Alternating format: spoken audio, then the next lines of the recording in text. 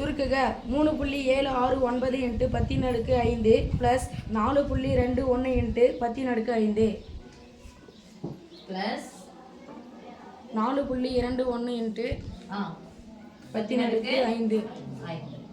Okay. எத்தனை எண்கள் இருக்குன்னு பாருங்க சாமி. எத்தனை எண்கள் இருக்கு? 2 எண்கள். பிளஸ்க்கு முன்னாடி ஒரு நம்பர், பிளஸ்க்கு பின்னாடி ஒரு நம்பர். பிளஸ்ஸையும் மைனஸையும் வச்சுனா மொத்தம் எத்தனை நம்பர் இருக்குன்னு சொல்லிட்டு, எத்தனை உறுப்புகள் இருக்குன்னு சொல்லிட்டு நம்மளால சொல்ல முடியும். இயற்கணிதம் எடுத்துட்டீங்கன்னா உறுப்புகள்னு சொல்லுவாங்க. இத எடுத்தா எண்கள்னு சொல்லலாம்.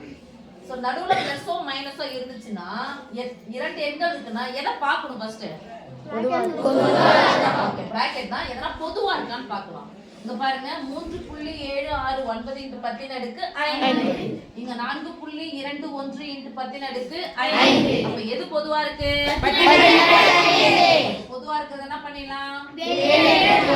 வெளியேத்த என்ன பண்ணோம்? பிராக்கெட்னா பெருக்கல் பொதுவானது. வெளிய எடுத்த உடனே அங்க போய் என்ன பண்ணனும்? கேன்சல் பண்ணனும். ஒரு முறை இப்போ என்ன இருக்கு பாருங்க 3.769 ஒண்ணால பெருக்குனா தான கிடைக்கும். பிளஸ் 4.21 போட்டுக்கலாமா? 10 அடுக்குகளை முன்னாடி எழுதணுமா பின்னாடி எழுதணுமா?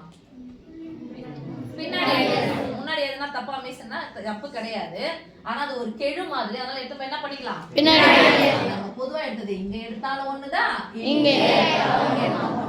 இந்த பிராக்கெட்னாவே பெருக்கல் பொதுவானது. இருந்தாலும் நான் இன்ட் போட்டுக்கிறேன். இன்ட் 10 அடுக்கு கையில போட்டுக்கலாமா? இங்க பாருங்க. முழு எண் இதுல எத்தனை? 3. முழு எண் எத்தனை? 4. புள்ளிக்கு அப்புறமா இருக்கிற எண்கள்னா எண்கள் சொல்லுவோம். தசம எண்கள். புள்ளிக்கு அப்புறமா இருக்கிறது தசம எண்கள். இந்த புள்ளிக்கு அப்புறமா எத்தனை எண்கள் இருக்கு பாருங்க? 3.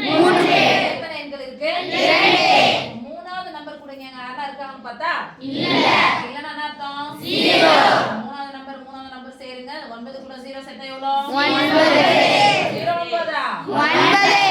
ரெண்டாவது நம்பர் தான் சேருங்க. 6 கூட 1 சேர்த்தா 7. 7 கூட 2 சேர்த்தா 9. என்ன இருக்கு? புள்ளி. முழு எண்ணு சேருங்க 7. ஆன்சர் என்ன சாமி? 7.979.